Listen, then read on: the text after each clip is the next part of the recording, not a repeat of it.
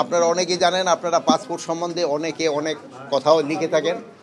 তো যেহেতু এটা একটা সেবামূলক প্রতিষ্ঠান, এদের জন্য সেবার মান আরও বাড়ে, এটি তাদের কাছে বলা হয়েছে।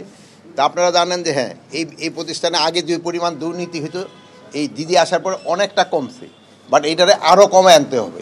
এখনও কিন্তু পাসপোর্টের লোকজনে পেতে অনেক সময় অনেকটা হেসেল পোহাইতে হয়। এটার কীভাবে আরও কমায় আনন যায় এই ব্যাপারেই কিন্তু এখানে আলাপ হয়েছে। ডিজিটে বলা হয়েছে উনি তো চেষ্টা করতেছে, বাট উনি তো জিরো লেভেলে এখন পর্যন্ত আনতে পারেনি। এখানে ধরনের যে আনসাররা আছে তারা অনেক সময় হয়। তারপরে আমাদের ধরেন যে এই যে জেলা পর্যায়ে যেইগুলি অফিস হয়ে গেছে, ওখানেও কিন্তু লোকজনের পাসপোর্ট পাইতে অনেক সময় সমস্যা।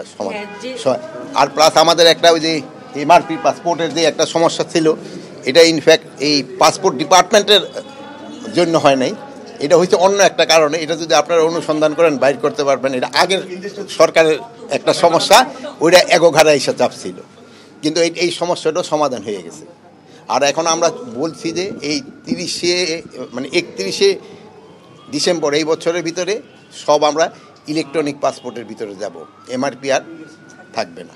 শুনেন, এক সময় চিন্তা করছিলাম যে ইডেই উঠাই দিব, ওই যে পুলিশ ভেরিফিকেশন শুধু আমরা কার্ডের উপরেই দিব, যেহেতু পুলিশ ভেরিফিকেশনের ক্ষেত্রেও কিন্তু জনগণে একটু থাকে, কি বলে, হ্যারাসমেন্ট হয়, যে পাইতে দেরি হয়, এই হয় সেই হয়, প্লাস পুলিশের সংখ্যা অনেক সময় কম।